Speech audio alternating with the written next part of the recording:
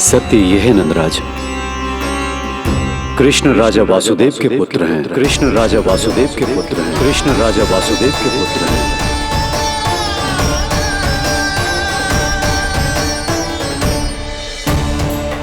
और वो कोई साधारण बालक नहीं है, स्वयं श्री हरि विष्णु के अवतार हैं। और वो कोई साधारण बालक नहीं है, स्वयं श्री हरि विष्णु के अवतार हैं।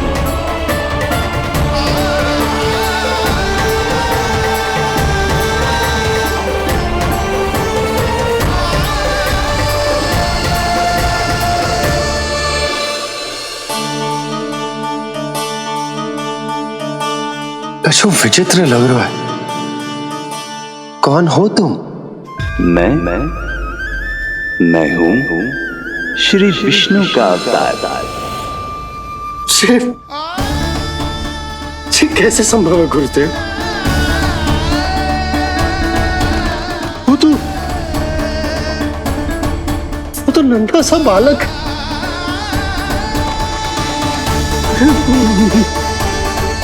वो श्री नारायण का अवतार कैसे हो सकता है?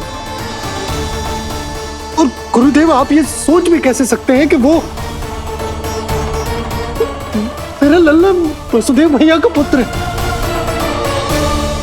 यही सत्य है नंदराज, पिछले जन्म में मिले वरदान का फल है ये।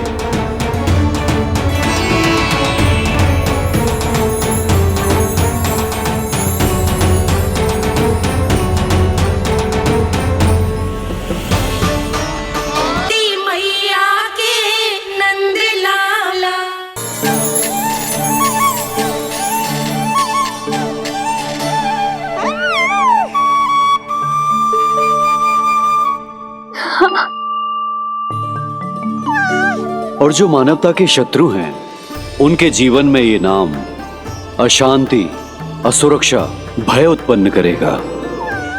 पर सात्विक प्रवृत्ति के व्यक्तियों के लिए ये नाम शांति, संतोष और सुख का सूचक होगा।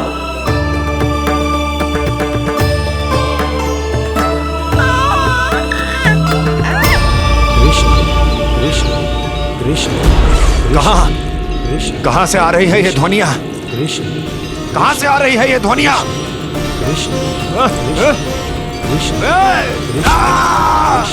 स्वामी महाराज,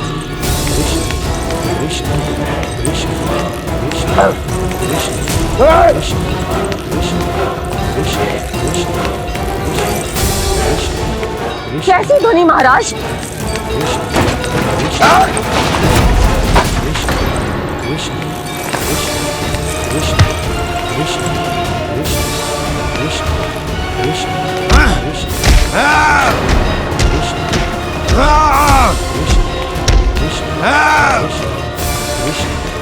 स्वामी, कृष्ण।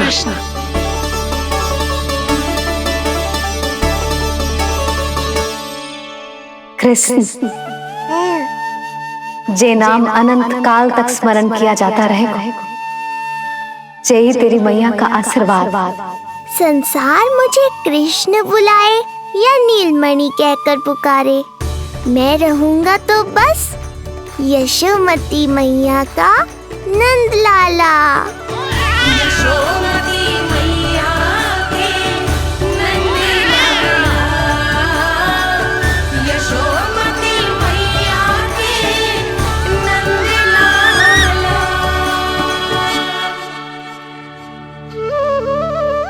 गुरुदेव, आपने मेरे लल्ला को इतना प्यारा नाम दियो है, उसके लिए आपका बहुत बहुत धन्यवाद।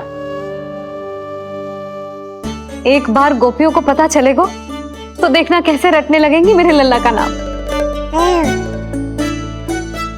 इससे पहले कि आप सब बाहर जाकर किसी और को बताएं, एक कर्मकांड शेष है। नामकरण के बाद पिता को आशीर्वाद के रूप में कुछ न कुछ उपहार बालक को अवश्य देना चाहिए।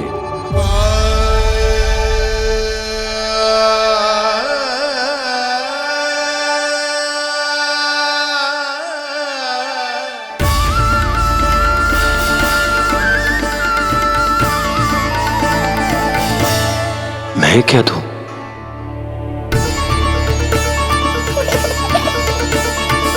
वासुदेव मेरे शिष्य हैं और उनकी अनुपस्थिति में यह दायित्व मैं निभाऊंगा।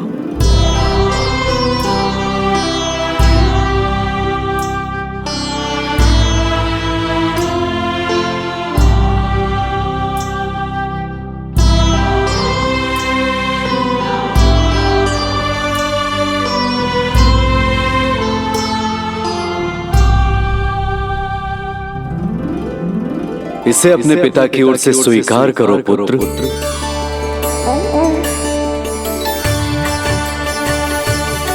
कल्याण हो।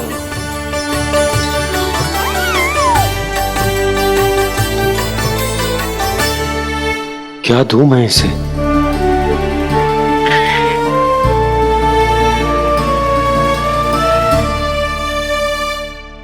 आप सोच क्या रहे हो? आशीर्वाद दो ना अपने कृष्ण को। अच्छा, सोच रहा हूं कि लल्ला को क्या दूं।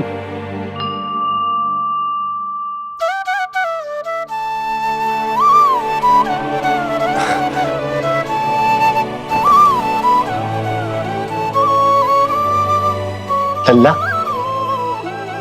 तू स्वयं ही बता दे तुझे क्या चाहिए।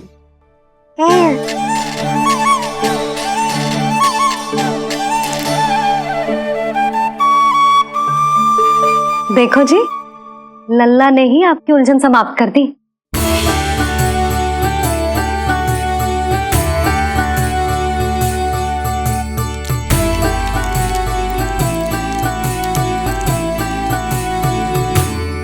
मेरा आशीर्वाद कि तेरा ये नाम कृष्ण तेरी प्रजा के लिए बहुत हितकारी हो। गुरुवर, आप भी इसे आशीर्वाद दें। जिनके आशीर्वाद से ये पूरा संसार संचालित होता है, उन्हें मैं क्या आशीर्वाद दूं?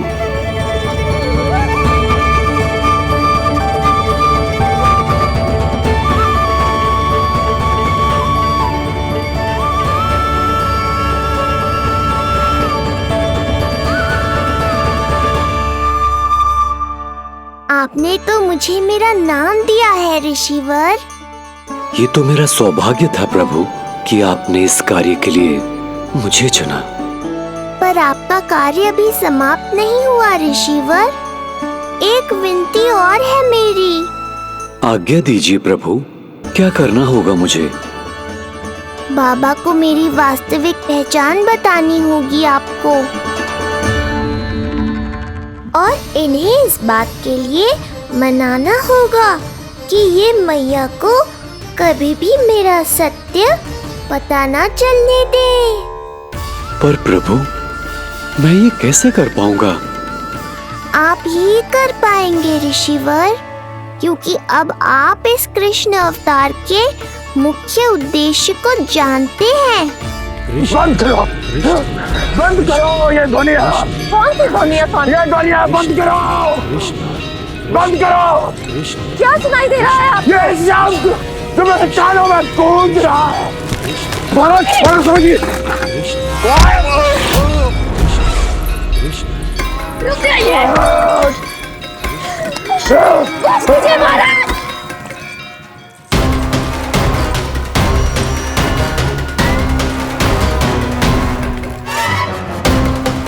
आप भूल रहे हैं कि आप मथुरा नरेश है, कंस है आप। और किसी भी व्यक्ति, वस्तु या घटना से महाराज कंस इतने व्यथित नहीं हो सकते कि वो सुदबुद्ध खो बैठे। स्वयं को संभालिए महाराज। बंद हो गई, बंद हो गई, बंद हो गया वो स्वर, बंद हो गई वो ध्वनिया। रापी, यूं मत सोचना कि मैं तुम्हें सुन नहीं रहा था। तुम सत्य कह रही हो। मैं कंस हूं। किसी भी व्यक्ति, वस्तु या घटना से व्यथित नहीं हो सकता। दुर्जन, जी महाराज, इस सिंहासन को पुनः स्थापित करो। यदि कोई भी योग्य इसे स्वयं सिद्ध करने नहीं आता तो मुझे पता है मुझे क्या करना है, कैसे उस दुष्ट बालक का संहार करना है। मैं भली भांति जानता हूं। ये दायित्व आपको ही निभाना होगा ऋषिवर। इससे 2 लाभ होंगे। एक तो मेरे बाबा कंस के कारण होने वाली चिंता से मुक्त हो जाएंगे और आवश्यकता पड़ने पर मेरी पहचान को मैया से सुरक्षित रखने में सहायता भी करेंगे।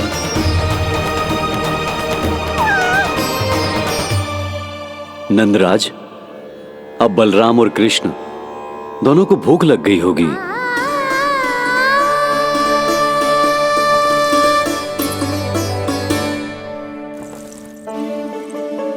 प्रणाम गुरुदेव। प्रणाम गुरुदेव।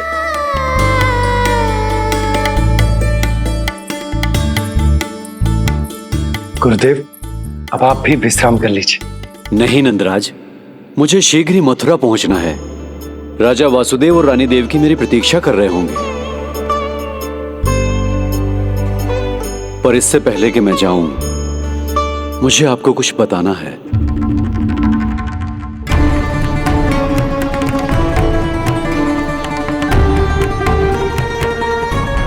गुरुदेव, आपके ललाट पर बल पड़ गए। सब कुछ ठीक तो है ना? कहीं आप मुझे कंस के बारे में तो ना बताना चाहते? गुरुदेव, मैं जानता हूं कि कंस नवजात शिशुओं की हत्या करवा रहा है।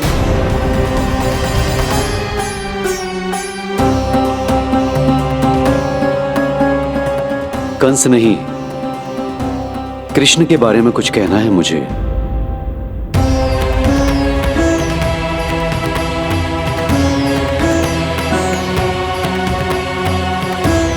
बताइए गुरुवर। मैं एक ऐसा सत्य बताने जा रहा हूं नंदराज, जो है तो वरदान, पर उसे स्वीकारना आपके लिए बहुत कठिन होगा। गुरुदेव, आप जो कह रहे हैं वो मैं समझ ना पा रहा हूं। बताइए ना।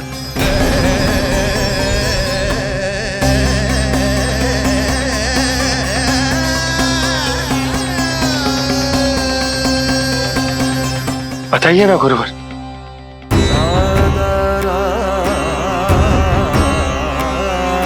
सत्य यह है नंदराज, कृष्ण राजा वासुदेव के पुत्र हैं। कृष्ण राजा वासुदेव के पुत्र हैं। कृष्ण राजा वासुदेव के पुत्र हैं।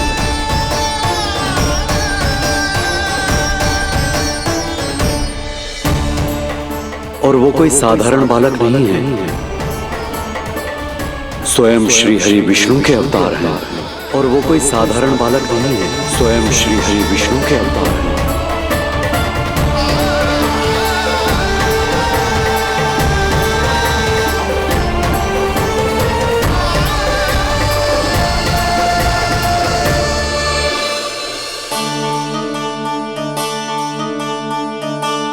कछु विचित्र लग रहा है।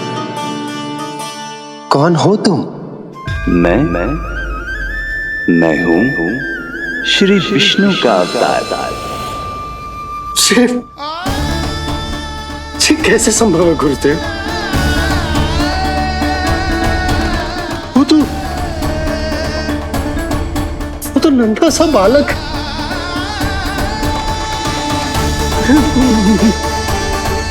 वो श्री नारायण का अवतार कैसे हो सकता है? और गुरुदेव, आप ये सोच भी कैसे सकते हैं कि वो मेरा लल्ला वसुदेव भैया का पुत्र है? यही सत्य है नंदराज, पिछले जन्म में मिले वरदान का फल है ये।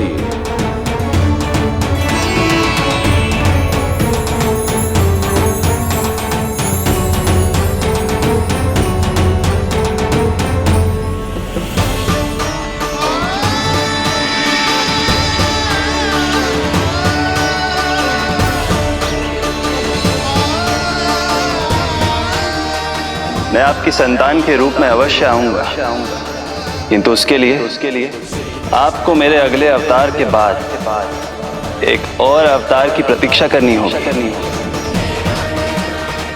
क्योंकि अगले जन्म के लिए मैं पहले ही ये वरदान माता देवकी को दे चुका हूं। इस समय मैं विवश हूं, किंतु मैं आपको वचन देता हूं, आपकी संतान बनकर अवश्य आऊंगा। प्रभु, श्री हरि को अपने सामने देखकर मेरी व्याकुलता का बांध टूट गया है। 2 जन्म बहुत बड़ा समय होता है स्वामी। अपने पुत्र के रूप में हरि को गोद में खिलाने के लिए अब मैं और 2 जन्मों तक प्रतीक्षा नहीं कर सकती। धरा!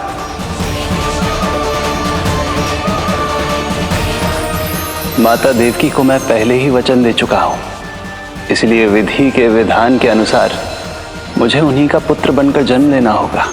किंतु आपकी आतुरता का अनुभव करने के बाद अब मैं भी आपका स्नेह पाने से स्वयं को और वंचित नहीं रख सकता।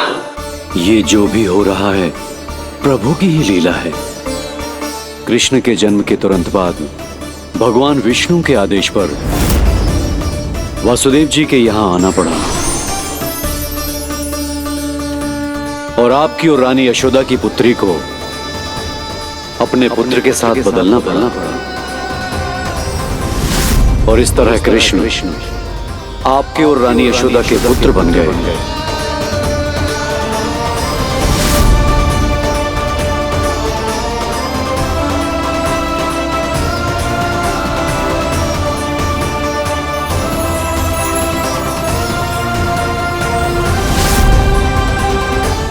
आपने सही कही थी गुरुदेव, जिस सुनने में तो वरदान ही लगता, पर इसे स्वीकार करना होता ही कठिन। जब यशोदा को इस बात का पता चलेगा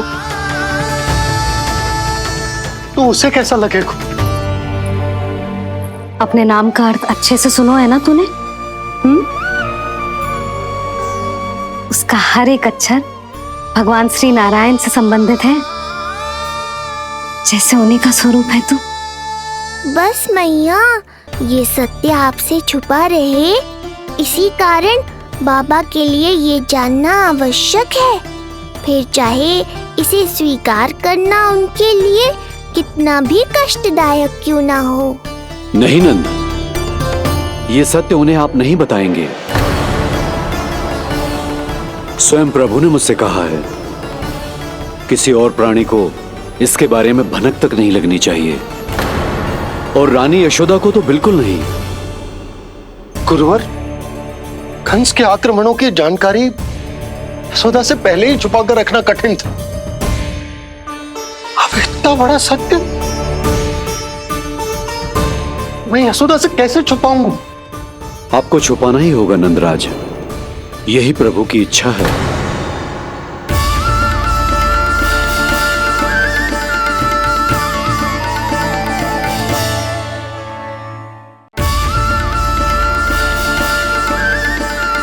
और क्यों गुरुवर? ताकि नारायण अपनी मैया की ममता का अनुभव कर पाए।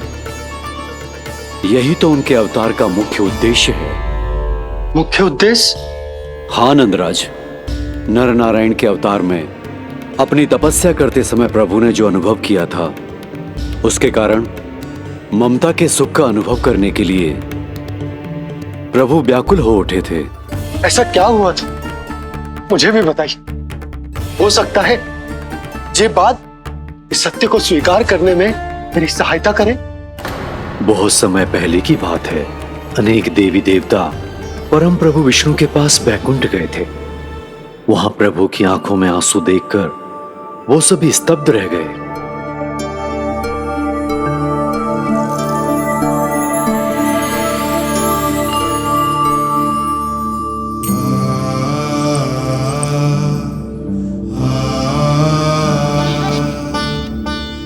प्रभु, आपकी आंखों में आंसू?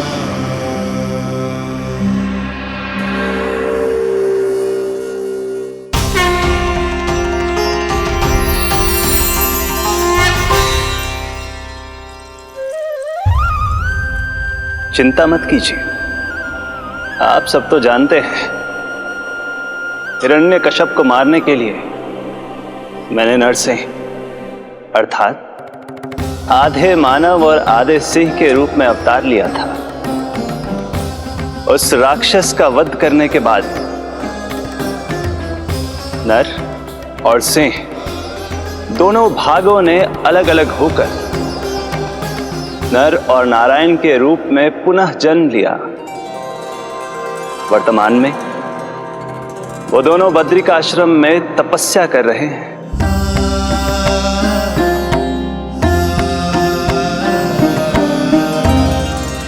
आज उन दोनों ने कुछ ऐसा देखा जिसने मुझे भी भावुक कर दिया।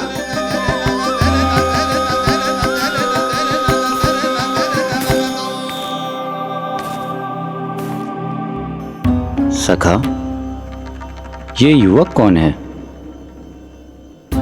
निकट के एक गांव के धनी व्यापारी का पुत्र है ये। प्रत्येक संध्या वन के उस पार ये अपनी प्रेयसी से मिलने जाता है और फिर रात्रि भर उस नर्तकी के साथ सहवास करने के बाद सुबह अपने निवास को लौट आता है। यदि यही इसका नित्य क्रम है तो फिर आज ये इतने तनाव में क्यों है?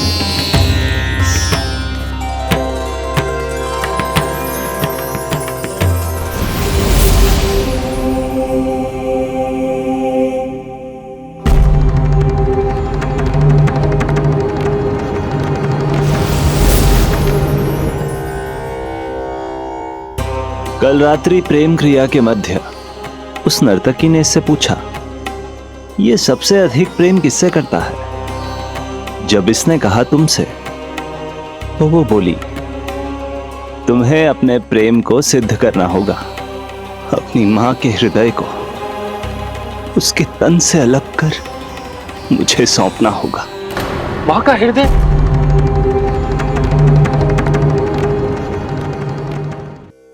फिर क्या हुआ प्रभु? वो लाया अपनी मां का हृदय? ये जिज्ञासा यक्ष प्रश्न बनकर पूरे दिन नर और नारायण के मस्तिष्क में कौंधती रही। उन्होंने संध्या होने तक वहीं नदी किनारे प्रतीक्षा करने का निर्णय लिया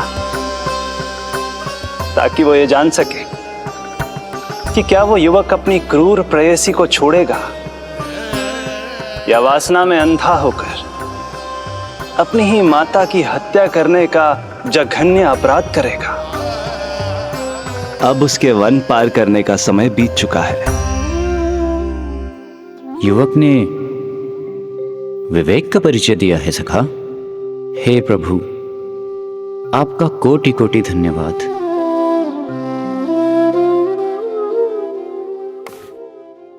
सखा,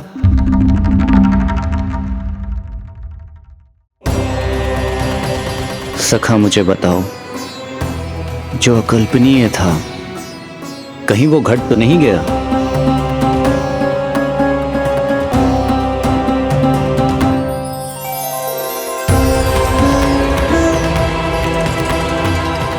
जब इस युवक की मां को इसकी प्रेयसी की क्रूर मांग के बारे में पता चला तो जो उसने किया वो इस समस्त संसार में केवल एक मां ही कर सकती है।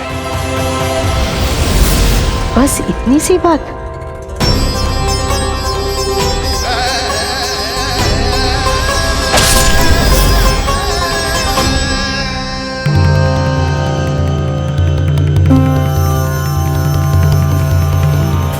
संभाल के मेरे बेटे, कहीं चोट ना लग जाए तुझे। संभाल के मेरे बेटे, कहीं चोट ना लग जाए तुझे। संभाल के मेरे बेटे, कहीं चोट ना लग जाए तुझे। ये तो उसकी मां की पुकार है। मां, मैंने क्या कर दिया मां?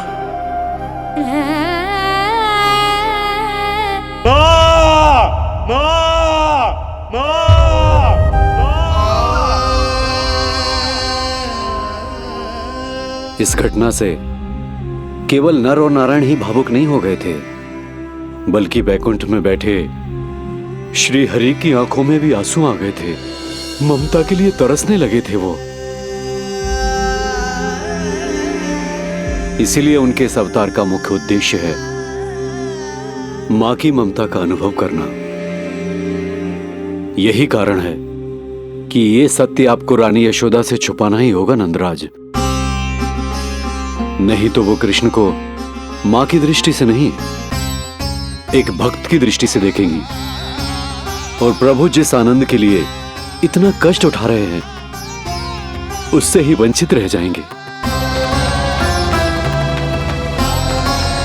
बोलिए नंदराज, आप श्री नारायण के इस सत्य को गुप्त रखेंगे ना?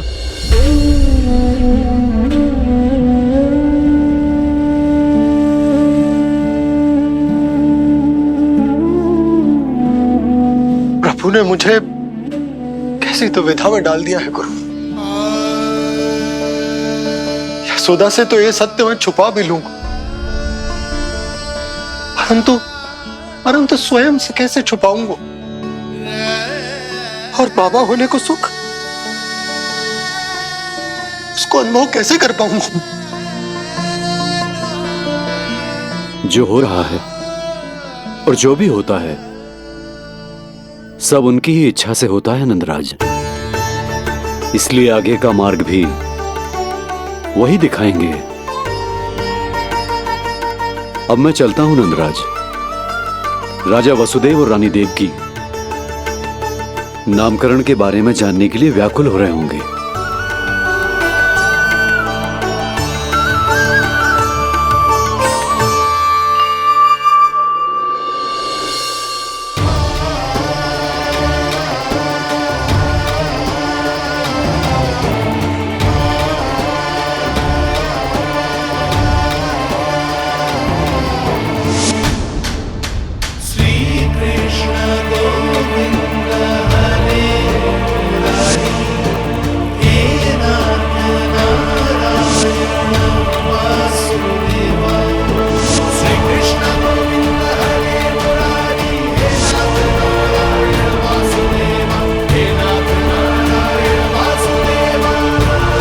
सत्य यह है नंदराज, कृष्ण राजा वासुदेव के पुत्र हैं।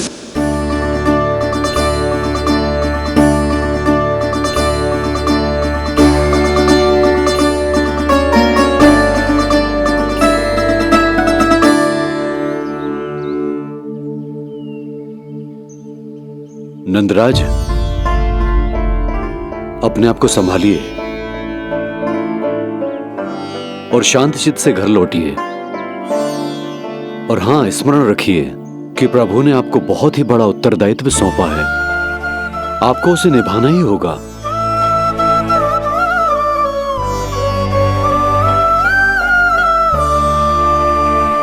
प्रभु आपको शक्ति दे।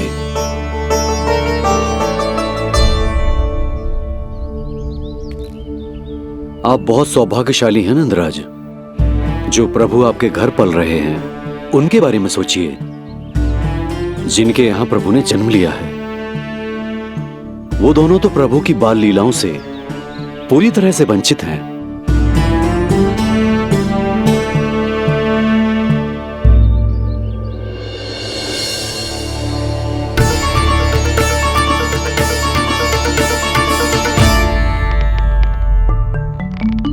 कहाँ रह गए तेरे बाबा लल्ला? जो आए क्यों ना अब तक?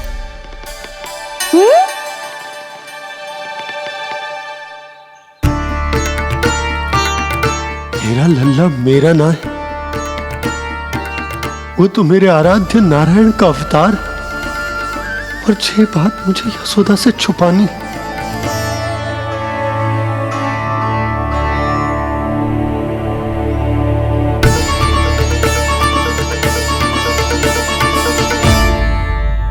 बाबा, वहीं खड़े मत रहो, अब आ भी जाओ ना।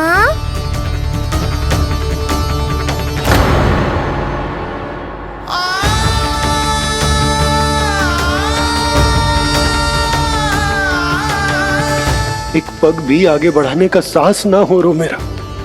हे प्रभु, आप ही बताओ, अपने आराध्य को अपने इष्ट देव को अपने लल्ला के रूप में कैसे देख पाऊंगा मैं जानता हूँ बाबा, ये बहुत कठिन है, पर भीतर तो आओ।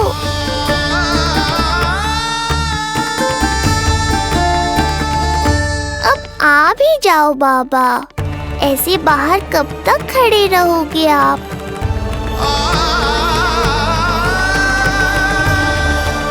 बस बाबा, बस आ जाओ भीतर, आ जाओ, आओ ना, आओ ना।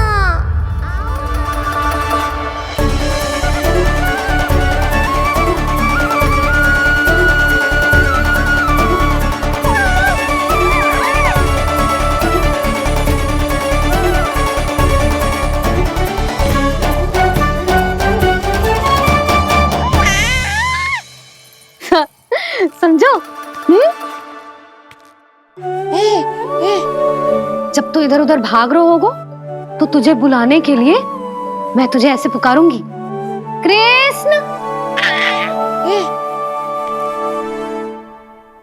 और जब तू शैतानी करेगो ना लल्ला, मैया को तंग करेगो, तो मैं तुझे क्रोध में ऐसे बुलाऊंगी, कृष्ण।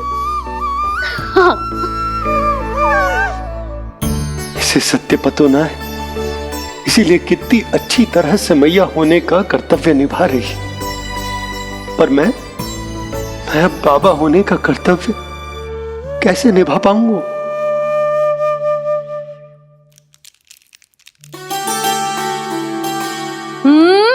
सावधान।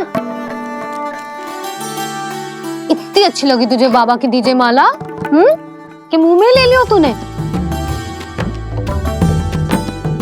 मुंह में लेने की वस्तु ना है लल्ला। जैसे यशोदा आपको एक मैया की तरह सीख दे रही है, मैं आपको बाबा की तरह शिक्षा कैसे दे पाऊंगा प्रभु?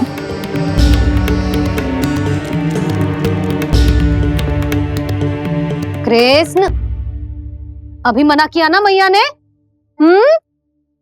ये तो प्रभु को ही डांट रही है।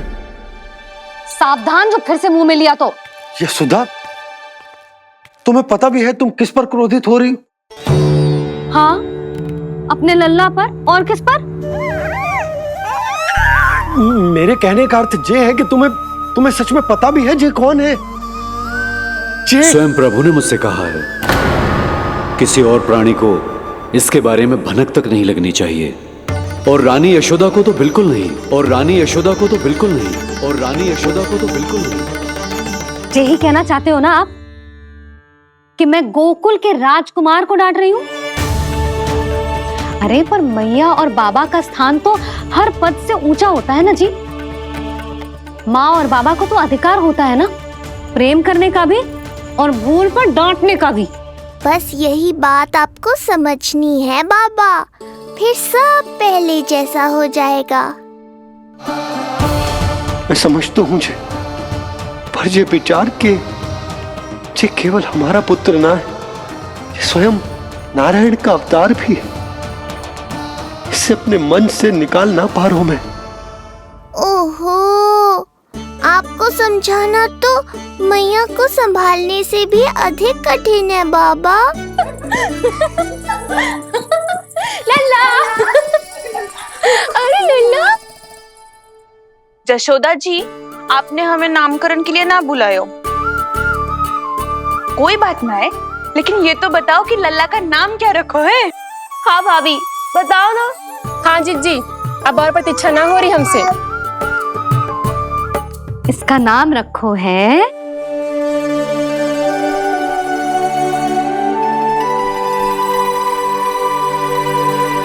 कृष्ण। कृष्ण? कृष्ण बहुत प्यारा नाम है, लेकिन थोड़ा कठिन है। मैं तो इसे किशन बुलाऊंगी। सही कहो, मैं भी इसे प्रेम से किशन ही कहूंगी। क्यों किशन? मेरे लिए तो जे किसना है।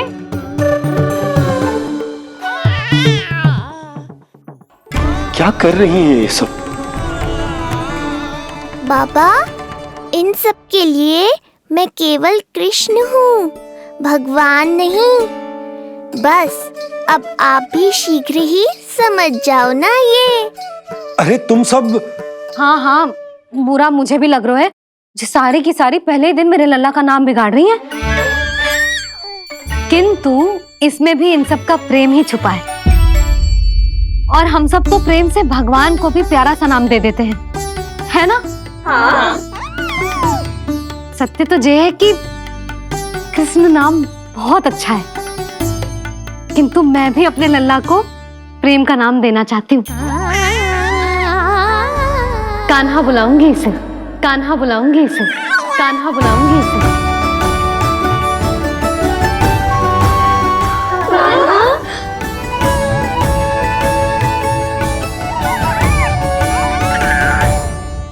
कान्हा,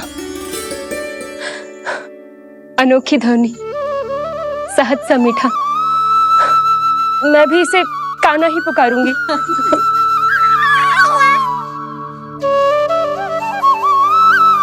आप भी बुलाओ ना इसे। आप एक बार बुलाकर तो देखो, झट से पलट कर देखेगा आपको ये हमारा नटखट कान्हा। प्रभु, ये सब आपका सत्य ना जानती, पर मैं जानता हूं। अब इस मुख से आपका नाम केवल भक्ति भाव से ही निकल सकता है, वात्सल्य भाव से ना। जी के लल्ला का भी तो नामकरण हुआ था ना अपने लल्ला के साथ। हाँ भाभी, क्या नाम रखा गया है इसका? हाँ, बताओ ना। हाँ भाभी, बोलो ना। बताओ ना जीजी। ना, देखो, एक मैया से उसके लल्ला का नया नाम बताने का आनंद मैं ना छीन सकती। यदि तुम सबको कान्हा के दाऊ का नाम जानना है तो चलो सबके सब रोहिणी जीजी के पास। हाँ, सही कहो।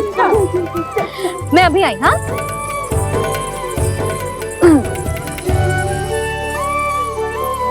सुनो जी, आप लल्ला को संभालो, मैं अभी आई। रोहिणी, मैं कैसे? ये प्रभु लल्ला जी क्या मैं कर रहे हो? क्या हो गया आपको? मैं शीघ्र ही आ जाऊंगी। यशोदा, मुझसे दूर कब तक रहोगे बाबा?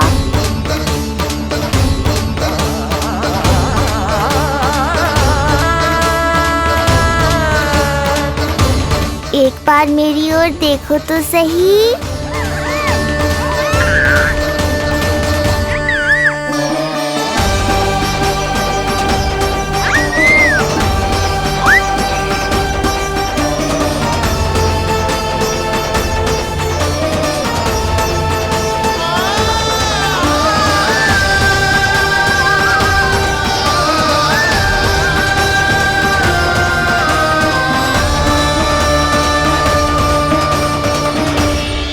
प्रभु, मुझे दुविधा में डालकर आप मुस्कुरा रहे हो। ये कैसी परीक्षा है?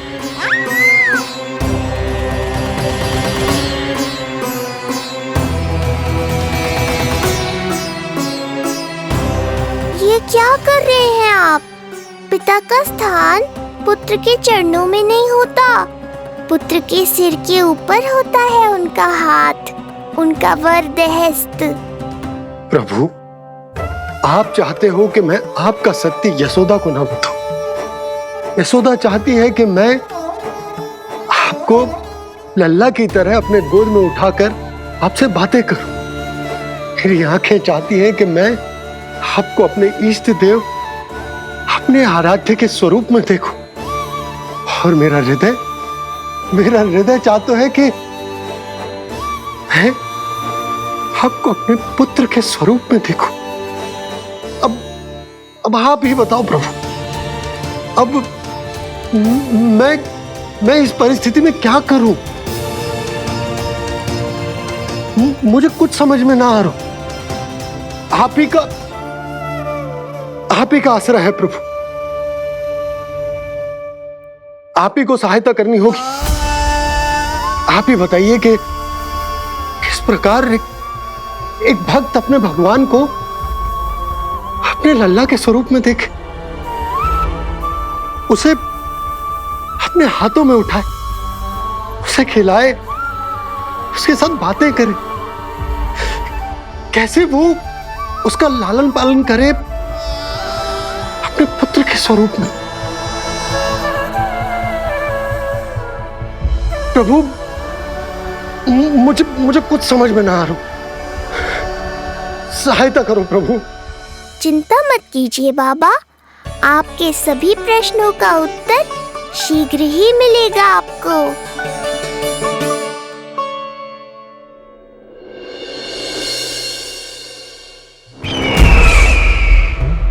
ऋषि गर्ग पधारे हैं महाराज।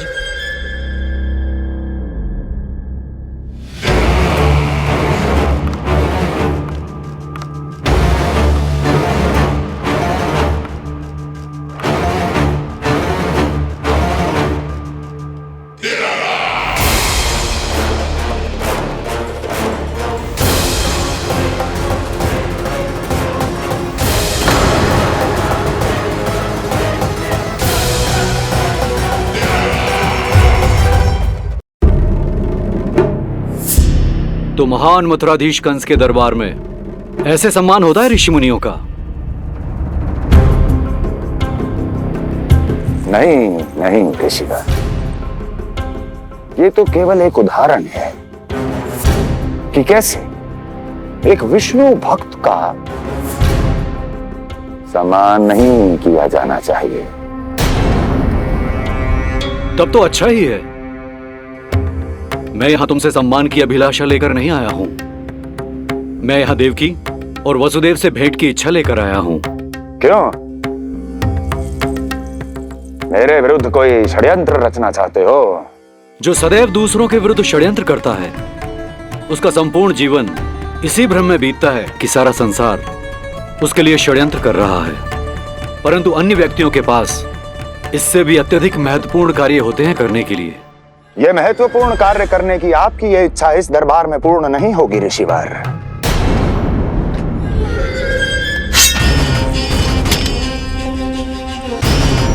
मैं आपको उन दोनों से भेंट करने की आज्ञा नहीं दूंगा। कैसे रोकोगे मुझे? कैसे? बड़ा ही विचित्र प्रश्न है, किंतु इसका उत्तर बड़ा ही सरल है ऋषिवर। जानते हैं मेरे दिन का आरंभ कैसे होता है? किसी ना किसी का संहार करके। और यदि एक संहार और हो जाएगा तो मुझे क्या अंतर पड़ेगा? स्वयं से एक प्रश्न पूछो कंस। स्वयं से एक प्रश्न पूछो कंस। मेरा संहार करने के लिए, मेरा संहार जिस संकल्प शक्ति की आवश्यकता है, संकल्प शक्ति की आवश्यकता वो है तुम में, वो है तुम में। कर पाओगे मेरा संहार? जिस संकल्प शक्ति की आवश्यकता है, जिस संकल्प शक्ति की आवश्यकता है वो है तुम में, वो है। कर पाओगे मेरा संहार? कर पाओगे मेरा संकल्प शक्ति की आवश्यकता है, संकल्प शक्ति की आवश्यकता। बोलो कंस, बोलो। यदि मैंने श्राप दे दिया, यदि मैंने श्राप दे दिया, कौन सा कवच तो तुम्हारा उसे सत्य होने से रोक पाएगा? उसे सत्य होने से रोक पाएगा? बोलो कंस, बोलो। यदि मैंने श्राप दे दिया, यदि मैंने श्राप तुम्हारा कौन सा कवच तो तुम्हारा उसे सत्य होने से रोक पाएगा? उसे सत्य होने से रोक पाएगा?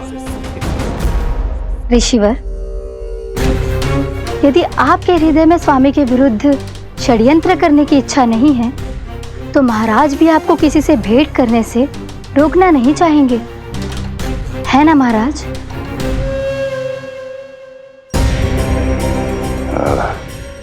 हाँ, आप उन दोनों से भेंट कर सकते हैं।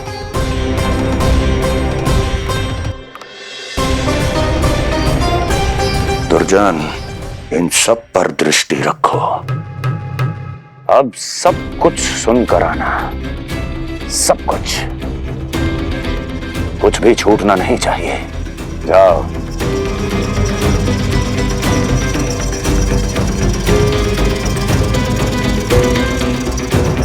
लगता है प्राप्ति राजकार्य सीख रही है मुझसे।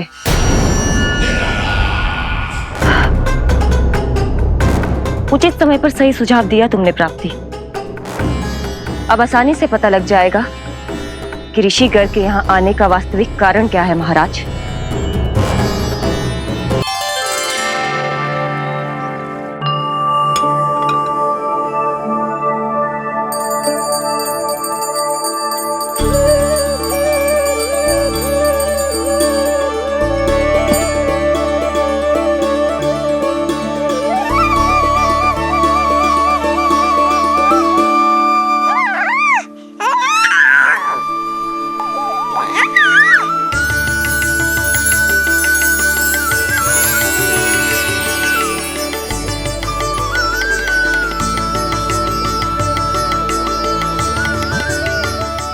स्वयं नारायण मेरे घर में है तो ये फूल उनके चरणों में क्यों चढ़ा रहा हूं?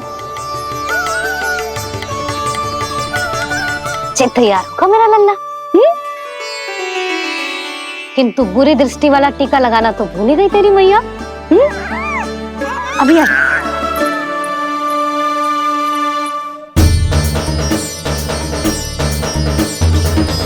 ओहो,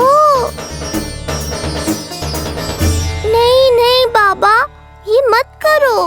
मैया आ रही है, उन्हें पता चल जाएगा।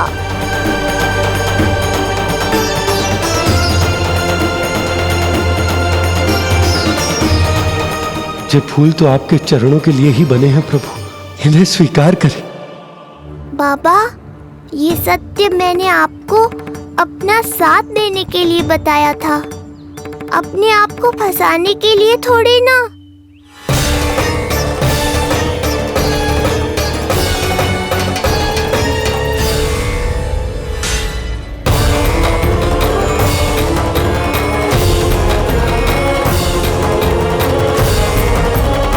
नारायण नारायण।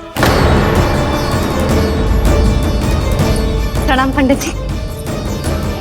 नंदराज जी, रानी जी, बिटिया के पांव भारी थे ना, तो सेलिवाने समधियाने चला गया था, वहां कुछ अधिक ही समय लग गया। आज वापस आया तो पता चलो कि स्वयं गर्ग ऋषि ने लल्ला का नाम रखो है, सो मिलने चला है। क्या नाम मिलो है इसे? उन्होंने लल्ला का नाम कृष्ण रखो है। उन्होंने लल्ला का नाम कृष्ण रखो है।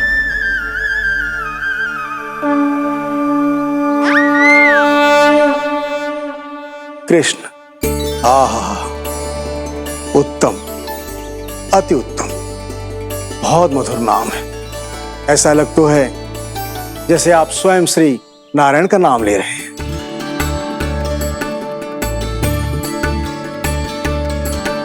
स्थिति को और गंभीर मत बनाओ पंडित जी। आपको तो बाबा के प्रश्नों का उत्तर देना है। एक बार मेरी ओर देख लो, आपको स्वयं ही पता चल जाएगा कि आपको इस समस्या को कैसे सुलझाना है।